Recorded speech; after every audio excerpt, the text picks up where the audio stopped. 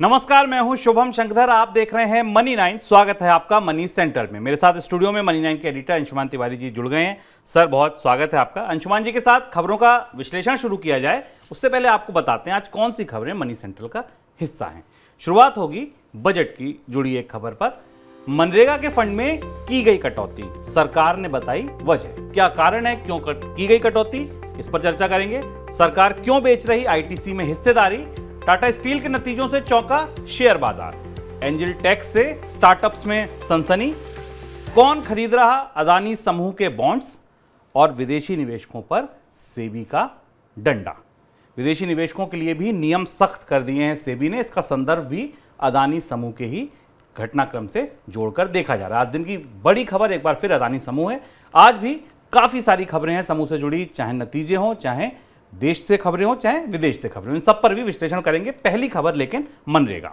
Budget में ग्रामीण रोजगार गारंटी योजना यानी मनरेगा के लिए आवंटन में कटौती पर सरकार की तरफ से कहा गया है कि जल जीवन मिशन और पीएम आवास योजना के जरिए तैयार होने वाले रोजगार से मनरेगा के रोजगार की भरपाई हो जाएगी। वित्त वर्ष 2024 के लिए सरकार ने मनरेगा का कुल बजट 60,000 करोड़ रुपए रखा है। ये पिछले साल से भी कम है और 2018-19 के लगभग पास में है। सर, क्यों घटाया सरकार ने मनरेगा का इतना बड़ा बजट?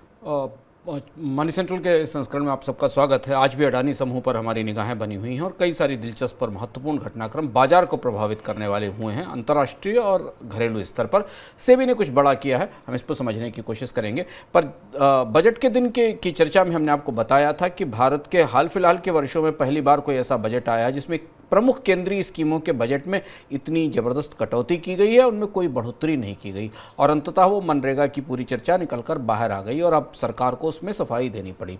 मनरेगा के बजट में बड़ी कटौती हुई है। अगर आप मनरेगा के बजट को क्रमवार देखें तो अब ये पैंडेमिक से पहले 2018-19 के स्तर के बराबर पहुंच गया है। केवल 60,000 करोड़ का बजट है और पिछले 5-6 सालों में मनरेगा को दिया गया है सबसे कम पैसा है। जबकि सरकार को पिछले साल मनरेगा में जो सप्लीमेंट्री डिमांड्स फॉर ग्रांट्स आई थी शीतकालीन सत्र में संसद के, उसमें मनरेगा में अलग से पैसा देना पड़ा था। कटौती करने की दो वजह हैं और दोनों वजहों को लेकर काफ़ी चर्चा और बहस है। शायद संसद में जब डिमांड फॉर ग्रांट्स पर चर्चा होगी, अनुदान मांगों पर चर्चा होगी, तो ये मुद्दा उठना चाहिए और सरकार की तरफ से स्पष्टीकरण आना चाहिए। सरकार की तरफ से एक तर्क दिया गया, सरकार के आर्थिक सलाहकार की तरफ से तर्क दिया गया कि मनरेगा के रोजगारों की जो डिमांड है, जो सृजन है, उसके लिए जल जीवन मिशन और प्रधानमंत्री आवास योजनाओं में वहाँ काम मिलेगा। दूसरा तर्क सरकार की तरफ से दिया गया कि मनरेगा एक डिमांड बेस्ड स्कीम है, यानी रोजगारों की मांग पर आधारित स्कीम है। अब यहाँ एक बड़ी असंगति या अंतर्विरोध है सरकार के दो दस्तावेजों में। इस स्कीम के जवाब में कटौती के जरिए सरकार ने संकेत देने की कोशिश की कि अर्थव्यवस्था में सब कुछ खुशहाल है, सब कुछ सारी चीज़ें बदल गई हैं, अब गाँवों में नौकरी और रोजगारों की ज़रूरत नहीं है मनरेगा के तहत, और इसलिए इसके बजट में कटौती की जा सकती है और बाकी स्कीमों में पैसा ट्रांसफ़र किया जा सकता है। लेकिन इकोनॉमिक सर्वे जो बजट में संसद में पेश किया गया था, उसने ये बताया कि मनरेगा में अभी भी 6.49 करोड़ हाउस होल्ड या परिवार जॉब की मांग के लिए खड़े हैं, जो महामारी से पहले का स्तर है। तो यानी मनरेगा में रोजगारों की मांग में कमी नहीं आई है। दिसंबर तक के आंकड़े, जनवरी तक के आंकड़े जो हमारे पास उपलब्ध हैं सरकार के दस्तावेज के हिसाब से, मनरेगा में मांग में कमी नहीं आई।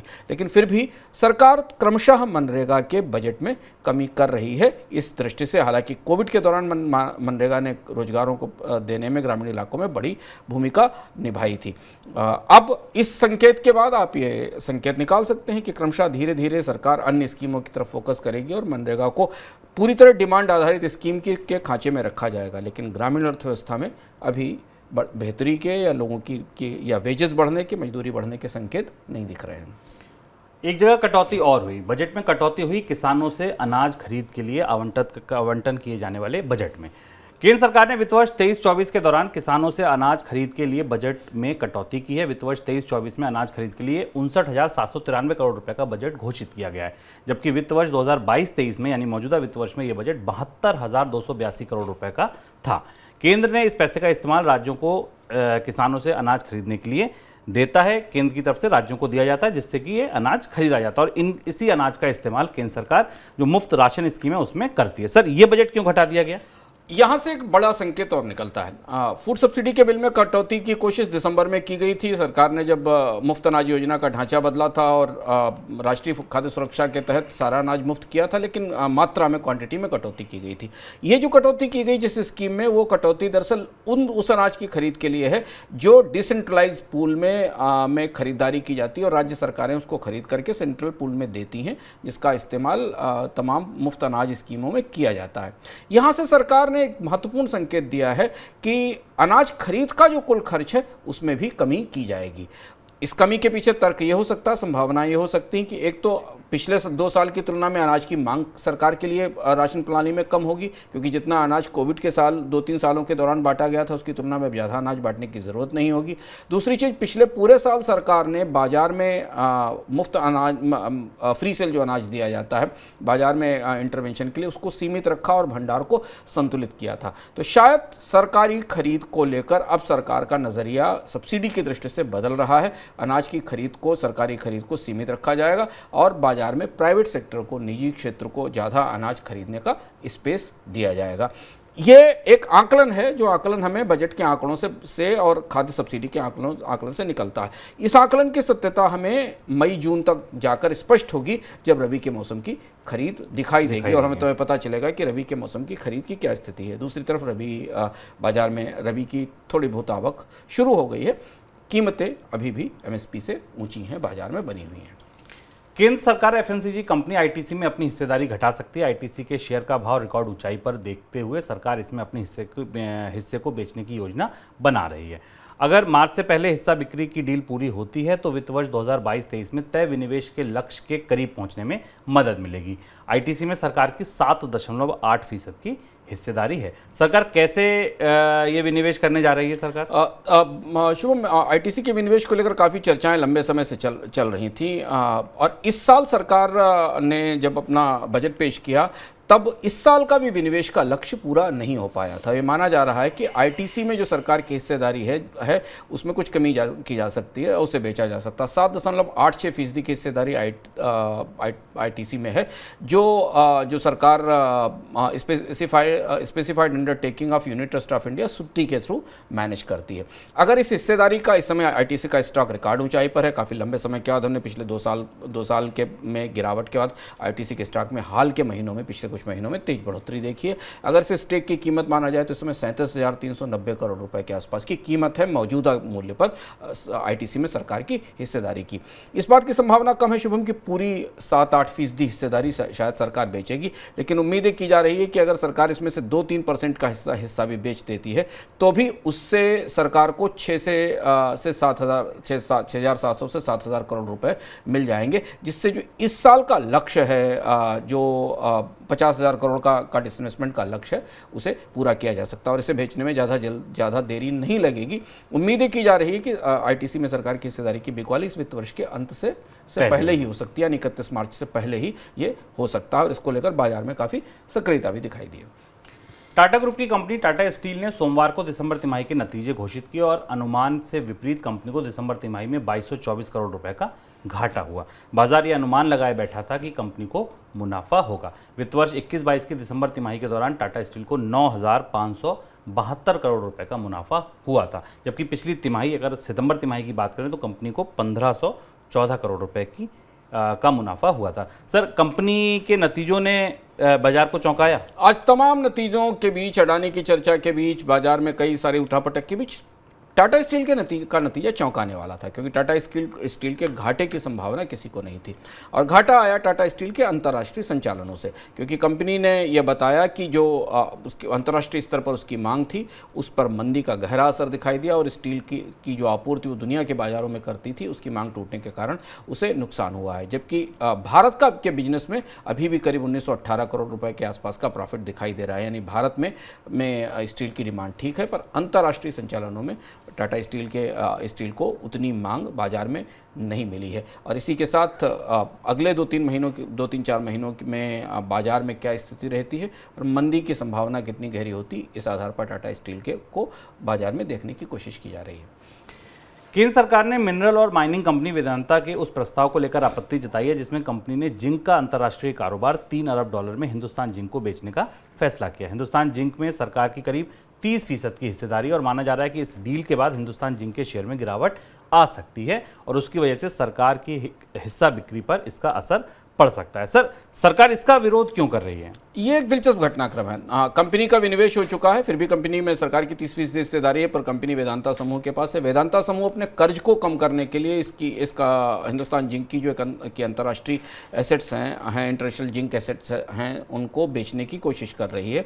करीब $3 बिलियन के आसपास की अंतर्राष्ट्रीय जिंक एसेट्स हैं जो देने की बात हो रही है। सरकार का मानना, सरकार इसमें दखल कर रही है और इस तरीके के संकेत हैं, जैसी खबरें आ रही हैं कि सरकार का चूंकि प्रतिनिधित्व तो इसमें मौजूद है, तो वैल्यूएशन को लेकर और इस एसेट्स के वैल्यूएशन को लेकर सवाल उठा रही है। सरकार की अभी स्टेक करीब 42,000 करोड़ रुपए की है इस कंपनी में अभी के मौजूदा मूल्यों के ऊपर। यहाँ सरकार अपनी क्षमता, अपनी ताकत का या बोर्ड में अपने दखल का इस्तेमाल करके वेदांता समूह को बिक्री करने से रोक देती है। इसका असर क्या होगा कि वेदांता समूह को फिलहाल अपने कर्ज की वापसी के लिए हिंदुस्तान जिंक की एसेट्स बेचना ज़रूरी है, और अगर ये रुकता है तो वेदांता समूह के कर्ज को चुकाने का जो कार्यक्रम है वो फंस सकता है। सरकार ने इसमें कहा है कि हालांकि वो माइनॉरिटी स्टेक होल्डर है इस कंपनी में, पर उसके अधिकारों का उल्लंघन किया गया है और उस दृष्टि से उसे ये फैसला लेने का या उसे ये बताने का अधिकार है कि वेदांता समूह इस जिंक कंपनी के, हिंदुस्तान जिंक के एसेट्स को बेचे या नहीं बेचे। ये जद्दोजहद दिलचस्प होने वाली है हिंदुस्तान जिंक के बोर्ड में, सरकार और कंपनी के बीच में। इस पर हमारी निगाह रहेगी। सरकार ने इनकम टैक्स के नियमों में बड़ा बदलाव किया है। इस बदलाव के बाद स्टार्टअप क्षेत्र में बड़ी सनसनी मची हुई है। इस नियम के तहत सरकार ने उन निजी कंपनियों पर टैक्स लगा दिया है जो महंगी वैल्यूएशन पर अपनी इक्विटी को बेचेंगे। यानी कि कंपनी की वैल्यूएशन से ज़्यादा पर अगर उनको पैसा मिलता है, फंडिंग मिलती है, तो उस पर उन्हें टैक्स देना पड़ेगा। इस टैक्स को एंजल टैक्स कहते हैं। ये नियम ऐसे समय में आया जब स्टार्टअप्स को पहले से फंडिंग जुटाने में दिक्कतों का सामना करना पड़ रहा है। सर, क्या है ये कानून और कैसे बदलाव आएगा? ये बजट का सबसे सनसनीखेज बदलाव है और इसका असर हमें, चूंकि बजट के ही दिन अडानी समूह के शेयरों में गिरावट और बाकी चीज़ें आई थी, तो उसके बाद अब इसकी धमक हमें बाकी बाजार में दिखाई दे रही। हालांकि ये कानून या ये प्रावधान 2012 से इनकम टैक्स एक्ट के अंदर आया था। इसको घोषित इस तरह से किया गया था कि हवाला कारोबार के जरिए पैसे के ट्रांजैक्शन को रोकने के लिए इस टैक्स को लगाया जाता था। ये माना जाता था कि बहुत सारी कंपनियां अपने ही शेयरों को महंगी कीमत पर बाहर बेचती थी और उस पैसे को वापस लाती थी।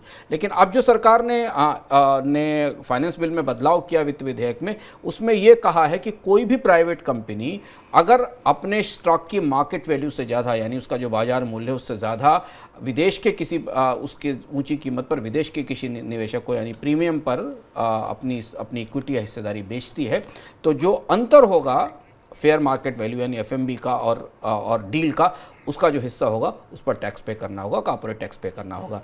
इससे सबसे ज़्यादा सनसनी इस स्टार्टअप सेक्टर में है, क्योंकि स्टार्टअप कंपनियों ने हाल के 1-2 वर्षों में अपने वैल्यूएशंस को बेहतर करते हुए विदेशी निवेशकों को बड़ी हिस्सेदारी बेची है और उसके बाद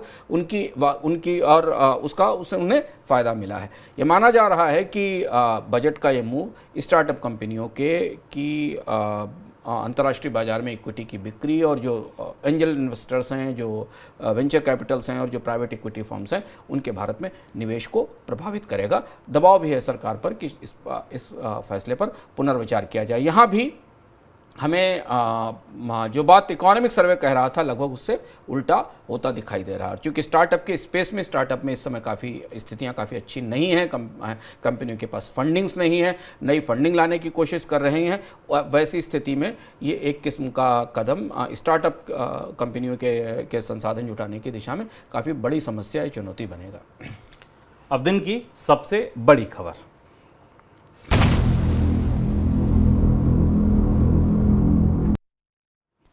अदानी समूह को लेकर मंगलवार का दिन भी खबरों से भरा रहा। आधे दर्जन खबरें आई देश से विदेश से। शुरुआत करते हैं जेपी मॉर्गन की खबर से। पहली खबर जेपी मॉर्गन की तरफ से कहा गया कि हिंडनबर्ग की रिपोर्ट के बाद शेयर बाजार में अदानी समूह की जो कंपनियों की पिटाई हुई, उसके बावजूद ग्रुप की कंपनियां जो उनके 3 बड़े इंडेक्स हैं, JACI, JESC और CEMBI, इन इंडेक्स में शामिल होने की पात्र हैं। इस खबर को अदानी ग्रुप के लिए राहत के तौर पर देखा गया। आज शेयर बाजार में अगर आप देखें तो सारे स्टॉक्स, 1-2 को छोड़ दें तो ज़्यादातर स्टॉक्स में तेजी देखने को मिली। इसके बाद आज अदानी पोर्ट्स का नतीजा आया। कंपनी के कंसोलिडेटेड मुनाफे में 16% से ज़्यादा की गिरावट देखने को मिली। दिसंबर तिमाही में कंपनी को 1315 करोड़ रुपए का मुनाफा हुआ, जो पिछले साल की इसी तिमाही के 1567 करोड़ रुपए से करीब 16% कम है। उधर रेटिंग एजेंसी फिच की सहायक कंपनी क्रेडिट साइट ने कहा कि अदानी ग्रुप के कर्ज को लेकर स्टेट बैंक की तरफ से बेहतर तरीके से इसका प्रबंधन किया गया है, कोई चिंता की बात नहीं है। सर, पहला सवाल यहीं से, नतीजे आए, मुनाफा गिरा, क्या कुछ और भी खास था? अडानी पोर्ट्स के नतीजों के साथ एक महत्वपूर्ण चीज निकलकर सामने आई जो अडानी समूह की तरफ से कही गई और जिसको हम अपने मनी सेंट्रल की चर्चाओं में लगातार कह रहे हैं कि अडानी समूह पर पहला और प्रमुख दबाव कर्ज कम करने को लेकर है और कर्ज घटाने के बिना कंपनी आगे अपनी साख को बरकरार नहीं रख सकती और बाजार में परिस्थितियां ठीक नहीं हो सकती हैं। उस कर्ज को कम करने की पहली कोशिश हमने कल देखी थी, जब कंपनी ने अपने स्टॉक्स के अगेंस्ट लिए गए लोन को वापस किया था, क्योंकि स्टॉक्स की कीमत बुरी तरह गिर चुकी थी और लोन महंगा हो रहा था। आज अडानी पोर्ट्स के नतीजे मुनाफे के हिसाब से अच्छे नहीं रहे, पर कंपनी ने इन नतीजों की घोषणा करते हुए कहा कि अडानी समूह करीब 5000 करोड़ के आसपास का कर्ज जो अडानी पोर्ट्स पर है उसे वापस करेगा और ये फैसला अडानी समूह को कर्ज कम करने की जो कोशिशें हैं उनकी दिशा में आगे जाता दिखाई दे रहा है। यहाँ ध्यान रखना ज़रूरी है कि जब कंपनियां अपने समय से पहले अपने कर्ज चुकाने की कोशिश करती हैं तो उनके कैश आउट गो बढ़ते हैं और इसका असर, जैसा हमने कल चर्चाओं में कहा था, कि कंपनी की आगे भविष्य की योजनाओं पर, क्योंकि उसके लिए संसाधनों में कमी होती है, भविष्य की योजनाओं पर दिखाई देगा। अडानी पोर्ट्स के मामले में अडानी का समूह का कहना था कि जिसकी मौजूदा परियोजनाएं हैं, जो उनका मौजूदा परियोजनाओं का खर्च है, वो अभी एस्टिमेटेड एक्सपेंडिचर जो 4 से 5 हज़ार करोड़ रुपए का है वो मौजूद है, वो उस पर कोई प्रभाव नहीं पड़ेगा। लेकिन एक चीज़ यहाँ ध्यान रखना ज़रूरी है शुभम, कि अडानी पोर्ट का जो EBITDA टू डेट रेशियो है वो 3 से 3.5 गुना है, यानी कि उसका जो EBITDA है उससे 3-3.5 गुना ज़्यादा कर्ज है। और यहाँ से अब आने वाले पूरे हफ्ते में हमें अडानी समूह से मिलने वाली खबरों में शायद ये बार बार पता चलेगा कि समूह कर्ज कम करने की कोशिश कर रहा है। अगर आप ओवरऑल पूरा देखें तो जो क्रेडिट साइट या फिच की रिपोर्ट, उस हिसाब से अडानी समूह का जो EBITDA से कर्ज का रेशियो 10 गुने से ज़्यादा है और इसीलिए अडानी समूह की बैलेंस शीट पर इतना दबाव दिखता है। इस बीच खबर यह भी है कि अदानी समूह के जो बॉन्ड्स बैंक की ओर से बेचे गए उन्हें खास किस्म के फंड ने खरीदा है। $1 बिलियन से ज़्यादा के फंड इन फंड्स की ओर से, बॉन्ड इन फंड्स की ओर से खरीदे गए। सर, ये कौन से फंड हैं, क्या करते हैं?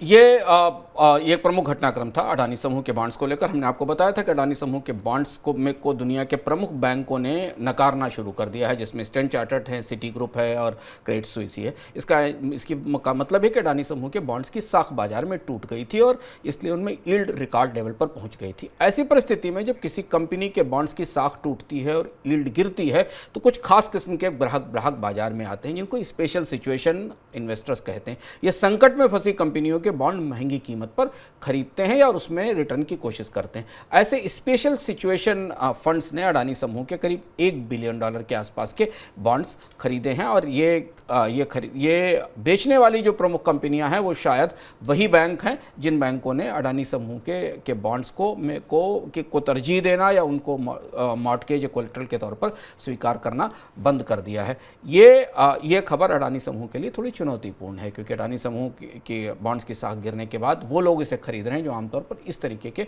बॉन्ड्स में निवेश करते हैं, ऐसी खबर है। शेयर बाजार रेगुलेटर सेबी ने विदेशी पोर्टफोलियो निवेशकों यानी एफपीआई के लिए नियमों को सख्त किया है। ये सख्ती एफपीआई की पहचान से जुड़े नियमों को लेकर की गई है। इस सख्ती को अदानी समूह से जुड़े घटनाक्रम के संदर्भ में देखा जा रहा है। अदानी ग्रुप की अधिकतर कंपनियों में एफपीआई की होल्डिंग 10% से ज़्यादा है। सर, सेबी क्या करने जा रहा है और इसका अदानी से क्या रिश्ता है? सेबी का ये कदम, जैसा हम लगातार कह रहे हैं कि भारत में अब किसी भी स्थिति में अडानी समूह का जो हाल है और जिस तरह से शेयर बाजार में निवेशकों को नुकसान हुआ और जो चुनौतियां हैं उसे देखकर भारत के नियामक शांत नहीं रह सकते। वो परोक्ष रूप से प्रत्यक्ष रूप से कुछ ना कुछ ऐसा ज़रूर करेंगे जिससे कि उन सवालों का जवाब तो मिल सके जो सवाल हिंडनबर्ग की रिपोर्ट में उठाए गए हैं, और इसलिए सेबी की तरफ से ये कदम आया। सेबी ने यह कहा कि भारत में निवेश करने वाले विदेशी निवेशक जिन बैंकों के जरिए कारोबार करते हैं उन बैंकों को ये पता है कि उन विदेशी निवेशकों के पीछे कौन खड़ा हुआ है और उन्हें लास्ट में जिस आदमी जिसका फंड उस विदेशी निवेश के जरिए बाजार में आ रहा है उसकी पहचान बताना जरूरी होगा। और सेबी ने सख्ती के साथ ये कहा कि अगर ऐसा नहीं किया जाएगा तो सीपीआई का लाइसेंस कैंसिल कर दिया जाएगा। अडानी समूह पर हिंडनबर्ग की रिपोर्ट में यही आरोप था कि अडानी समूह मॉरिशस और दुनिया के अन्य देशों में चलने वाली अपनी कंपनियों से पैसा एफपीआई के थ्रू भारतीय बाजार में रूट करते हैं, यानी भारत का ही पैसा वापस लौट कर आता है। सेबी ने उस आरोप का तो हवाला नहीं दिया, पर स्पष्ट रूप से बैंकों को जो सख्त निर्देश दिए गए इससे शायद बहुत सारी जानकारियां इस संदर्भ में निकल कर आएंगी जिनका आरोप लगाया गया था। जैसे कि एफपीआई की होल्डिंग, जैसा शुभम ने बताया कि अडानी की फर्म्स में एफपीआई की होल्डिंग सिर्फ अडानी विल्मर को छोड़ दिया जाए और एनडीटीवी को छोड़ दिया जाए तो ज़्यादा जगह 10% से ज़्यादा। अडानी इंटरप्राइजेज में 15.4% की एफपीआई की होल्डिंग है, अडानी पोर्ट्स में 14% की है, अडानी पावर में करीब 13% की एफपीआई होल्डिंग है, अडानी ट्रांसमिशन में तो 19% की एफपीआई की होल्डिंग है और Adani Greens, Adani Total, ACC, इनमें भी एफपीआई की होल्डिंग्स काफ़ी बड़ी है। सेबी की अगर ये जांच किसी नतीजे तक पहुंचती है और सेबी को ये पता चलता है कि भारत में निवेश करने वाले, अडानी समूह में निवेश करने वाले एफपीआई की पहचान क्या है, तो उससे हिंडनबर्ग की रिपोर्ट में लगाए गए आरोपों के बारे में शायद वास्तविकता पता चलेगी। इस बीच मॉरिशस की तरफ से ये कहा गया है कि अदानी ग्रुप की कंपनियों को लेकर सेबी उनसे अगर किसी तरीके की जानकारी लेना चाहती है तो वे मॉरिशस के शेयर रेगुलेटर से संपर्क कर सकती है। तो ये तमाम खबरें आज अदानी समूह से जुड़ी। अब समय मनी सेंट्रल झटपट का।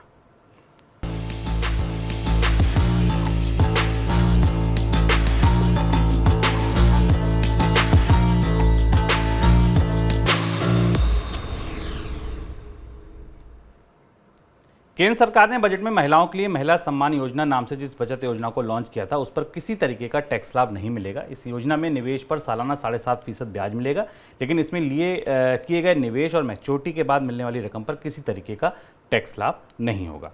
लैपटॉप और डेस्कटॉप बनाने वाली कंपनी डेल ने दुनिया भर में कर्मचारियों की छंटनी का फैसला किया है। कंपनी अपने 5% कर्मचारियों को नौकरी से निकाल रही है। ये आंकड़ा लगभग 6650 कर्मचारियों का होगा। 2022 के दौरान वैश्विक स्तर पर लैपटॉप और डेस्कटॉप की बिक्री घटने की वजह से कंपनी कर्मचारियों की छंटनी कर रही है। टेक इंडस्ट्री एनालिस्ट आईडीसी की रिपोर्ट बताती है कि दिसंबर तिमाही के दौरान दुनिया भर में लैपटॉप और डेस्कटॉप की बिक्री 28% तक गिरी है। इस दौरान डेल की शिपमेंट में 37% की गिरावट आई है। भारतीय करेंसी रुपए में एक बार फिर से गिरावट का रुख देखा जा रहा है। सोमवार को डॉलर के मुकाबले रुपया 89 पैसे की बड़ी गिरावट के साथ 4 महीने के निचले स्तर पर देखा गया। ऐसी संभावना जताई जा रही है कि अमेरिकी सेंट्रल बैंक फेडरल रिजर्व एक बार फिर से ब्याज दरों में बढ़ोतरी कर सकता है। इस संभावना की वजह से अमेरिकी करेंसी डॉलर में तेजी देखी जा रही है। डॉलर इंडेक्स में रिकवर होने से 103 के स्तर पर आ गया और जो पहले 100 तक पहुंच गया था, और इस तेजी की वजह से ही रुपए में दबाव देखने को मिल रहा है। एक और वजह शेयर बाजार में विदेशी निवेशकों की जमकर हो रही बिकवाली है। सर, कोई प्रतिक्रिया? रुपए की गिरावट पे थोड़ा निगाह रखने की ज़रूरत है, क्योंकि करीब करीब 2-3 हफ्ते के बाद हमने रुपए में इतनी तेज़ गिरावट एक दिन में देखी है। और अब जब तक अमेरिकी फेडरल रिजर्व अपने यहाँ ब्याज दरों में बढ़ोतरी का फैसला स्पष्ट रूप से नहीं कर देता, रुपए पर दबाव बना रहेगा। दूसरी चीज़ है कि भारतीय शेयर बाजार का माहौल अभी भी बहुत संतोषजनक ढंग से किसी ट्रेंड की तरफ नहीं जा रहा है। आज शेयर बाजार में हमने थोड़ी बढ़ोतरी देखी, लेकिन बाद में बाजार गिरकर बंद हुआ है और विदेशी निवेशकों का भरोसा अभी उस तरह से वापस नहीं लौटा है बजट के बाद भी। तो विदेशी मुद्रा के मोर्चे पर, रुपए के मोर्चे पर यह दबाव बना रहेगा। और महिला सम्मान पर टैक्स की छूट ना देना आमतौर पर एक किस्म का डिस्करेजमेंट भी है, लेकिन सरकार ने अब ऐसी बचत स्कीमों की तरफ रुख करना शुरू किया है जिनमें बचत के फायदे तो हैं, पर उनमें आपको बचत करने पर टैक्स का कोई लाभ नहीं मिलेगा। यानी कि बचत कीजिए, ऊंचा ब्याज लीजिए, लेकिन अगर ब्याज पे आपका इनकम टैक्स बनता है तो वो आपको पे करना पड़ेगा। आज के मनी सेंट्रल में इतना ही। कल आपसे फिर मुलाकात होगी शाम को 7 बजे, लेकिन 2 बजे आप मनी 9 के साथ जुड़ना मत भूलिएगा, क्योंकि कल दिन है म्यूचुअल फंड का। अगर आपका म्यूचुअल फंड से जुड़ा कोई सवाल है, म्यूचुअल फंड में निवेश करना चाहते हैं, पहले से निवेश कर रखा है, पोर्टफोलियो को रिव्यू कराना चाहते हैं, नए फंड के बारे में जानना चाहते हैं, तो कल पूजा भिंडे हमारे साथ जुड़ेंगी, सर्टिफाइड फाइनेंशियल प्लानर। आप अपने सवाल पूछ सकते हैं। दोपहर 2 बजे से ये लाइन खुल जाएगी। व्हाट्सएप नंबर 9311121874 पर आप अपना सवाल भेजिए, या money9query@tv9.com पर भी आप अपना मेल कर सकते हैं सवाल। आप अपना नाम, शहर का नाम, अपना सवाल और मोबाइल नंबर मेल करना ना भूलें, क्योंकि तभी हमारी टीम आपसे बात करेगी और हमारी एक्सपर्ट पूजा भिंडे से आपकी सीधी बात करा पाएगी। फिलहाल दीजिए इजाजत, कल होगी फिर मुलाकात। नमस्कार।